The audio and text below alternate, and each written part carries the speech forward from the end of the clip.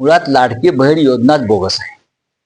जसं अनेक वर्ष स्वातंत्र्य सैनिक पेन्शन योजना याच्यामध्ये अनेक लाभार्थींनी खोट्या पद्धतीने लाभ घेतला, तशी ही लाडकी बहीण योजना आहे आणि ती फक्त राजकीय फायद्यासाठीच निर्माण केली. आपापल्या लोकांना पैसे देऊन त्या पैशाचा वापर निवडणुकीत व्हावा, मतं विकत घेण्यासाठी, त्यासाठी त्या योजनेचा वापर झाला. आता 2100 वरून 500 वरती आणलंय. त्या 500 मध्ये घोटाळा सुरू आहे. तुम्ही काय करणार त्याला? ह्या ज्या भ्रष्टाचाराच्या डिलिव्हऱ्या फार सुरळीत होत आहेत, बाकी सगळ्या कोणाच्या होत नाही. त्यांच्या इथे आहे खरं काल त्यांना बोलवलं होतं आणि काल त्या येणार होत्या. आज येतील. उद्धव जे आहेत मातोश्रीवर. शेवटी घोसाळकर कुटुंब हे शिवसेनेशी फार निष्ठेनं अनेक वर्ष राहिलेले कुटुंब आहे. विनोद घोसाळकर असतील, त्यांचे चिरंजीव ज्यांची हत्या झाली ते अभिषेक घोसाळकर असतील आणि तेजस्विनी असतील, या सगळ्यांनी शिवसेनेसाठी योगदान दिलेलं आहे. त्याच्यामुळे मला असं वाटत नाही की ते काही चुकीचा निर्णय घेतील.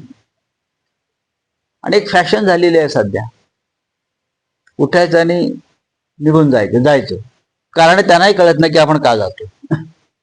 की कुठे शिंग फुडली त्यांनी काय कळायला मार्ग नाही. चला.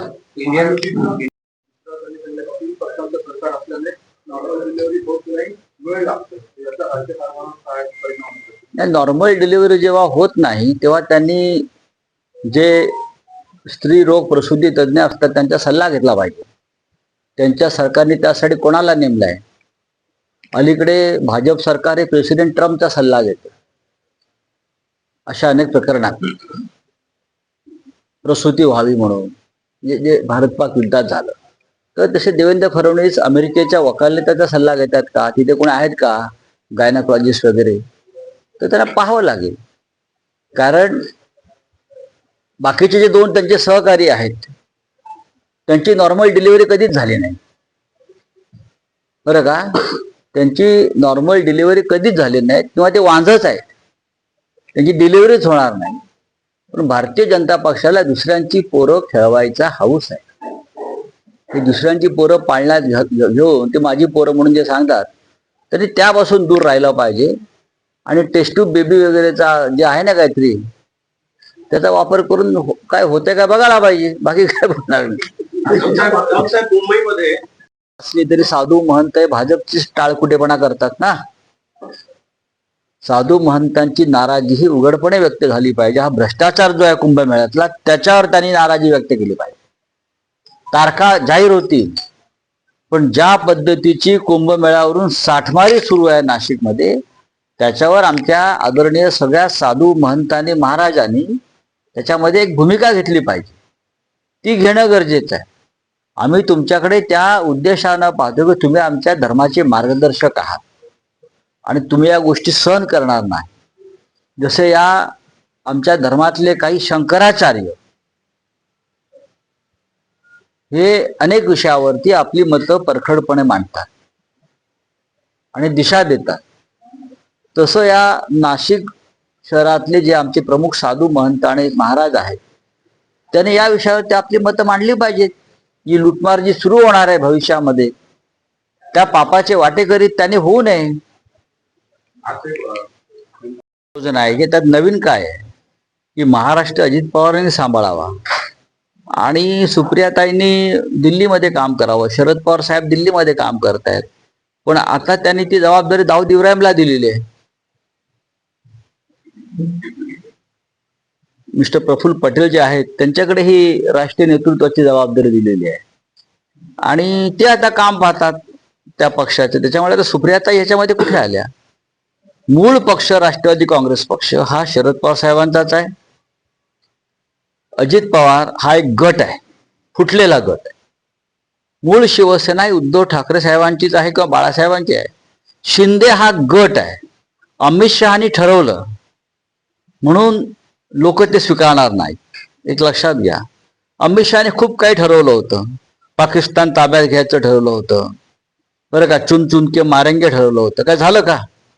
कारण तिथे ते निवडणूक आयोगाच्या हातात नाही. पाकिस्तान ताब्यात घेणं किंवा POK ताब्यात घेणं, दहशतवाद्यांना मारणं, हे ED CBI किंवा निवडणूक आयोगाच्या ताब्यात असतं. ते त्यांनी ते करू शकलं, त्यांना ते शक्य नाहीये. त्यांची मजल काय आहे हे कालच्या युद्धात दिसून आलं. हे किती डरपोक आणि ढोंगी लोक आहेत हे काल दिसून आलं. प्रेसिडेंट ट्रम्प यांचा पक्ष चालवतो. नॉर्मल डिलिव्हरी नसल्यामुळे अडथळे खूप येत आहेत. त्याने स्वतःच मान्य केलं. मी काय बोलत नाही, तुम्हीच बोलताय की त्यांचा जो जन्म आहे तो नीट झालेला नाही, ते पायाळू आहेत. कोर्टाच्या निर्णयानंतर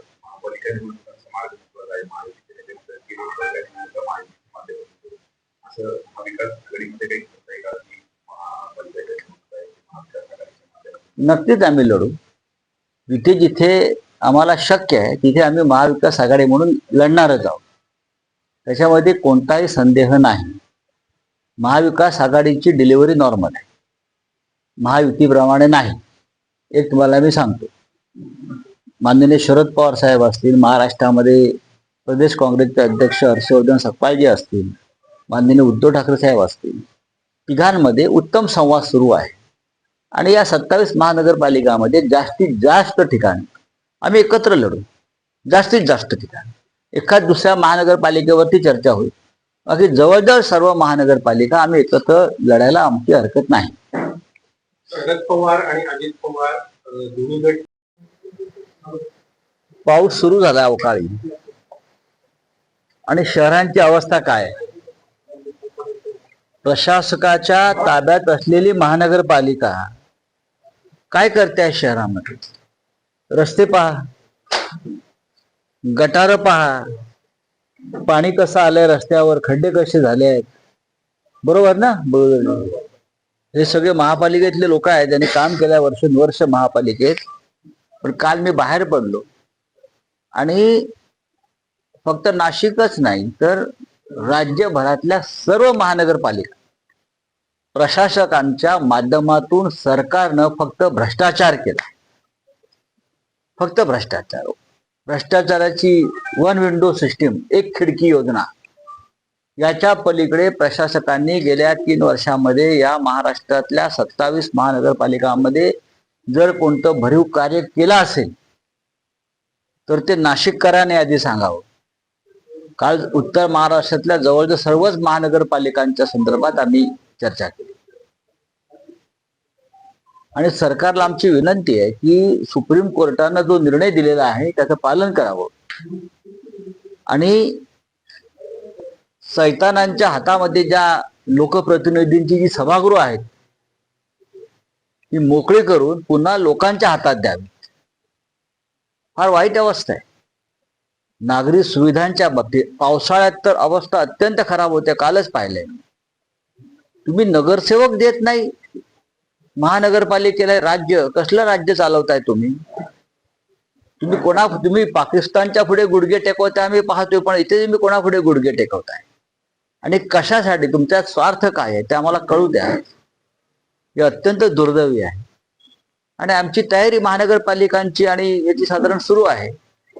त्यांनी कधीही निवडणुकांची घोषणा करावी, नोटिफिकेशन काढावं, जे सुप्रीम कोर्टानं सांगितलेलं आहे की नोटिफिकेशन काढा 4 आठवड्यात. आमची तयारी आहे, पण त्यांची तयारी अद्याप झालेली नाही ईव्हीएमची, असं वाटतंय मला.